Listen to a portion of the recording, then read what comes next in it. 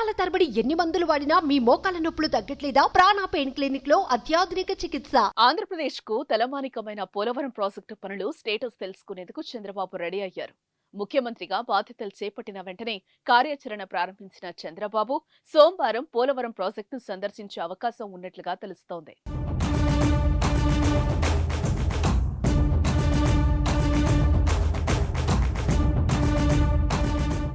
పోలవరం ప్రస్తుత స్టేటస్ పై సమగ్ర నివేదిక కోరనున్నారు. సీఎంగా గెలిచిన తర్వాత చంద్రబాబు చెప్పిన మాట కూడా అదే.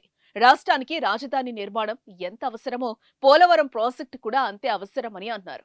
చంద్రబాబు హయాంలో పోలవరం పూర్తి చేయాలనే దృఢ సంకల్పంతో ఉన్నారు.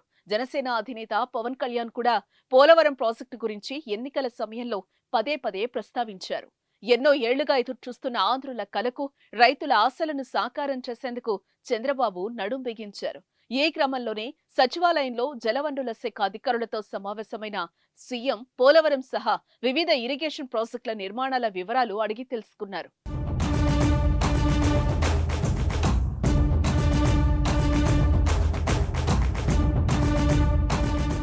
శ్వేతపత్రాలు విడుదల చేసేందుకు సిద్ధమవుతున్న చంద్రబాబు గత పాలనకు ఇప్పటికీ భిన్నత్వాన్ని చూపించాలని భావిస్తున్నారు. సమయపాలన ఖచ్చితంగా పాటించాలని నిర్ణయించుకున్న ఆయన ఉదయం 10 గంటల నుంచి సాయంత్రం 6 గంటల వరకు సచివాలయంలోనే ఉండాలని నిర్ణయించుకున్నారు.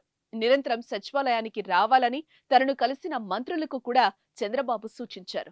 శాఖలపై పట్టు పెంచుకోవాలని, పరిపాలన పరంగా పూర్తిస్థాయి అవగాహన తెచ్చుకోవాలని దిశానిర్దేశం చేశారు. జిల్లాల్లో, నియోజకవర్గాల్లో కొత్త మంత్రుల పర్యటన పూర్తయ్యాక తొలి మంత్రివర్గ సమావేశం నిర్వహించే అవకాశం ఉంది.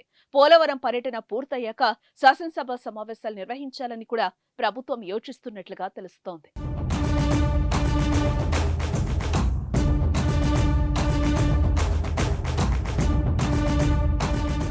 సుమన్ టీవీలో మీ పర్సనల్ అండ్ బిజినెస్ ప్రమోషన్స్ కోసం కింది నెంబర్కి కాంటాక్ట్ చేయండి.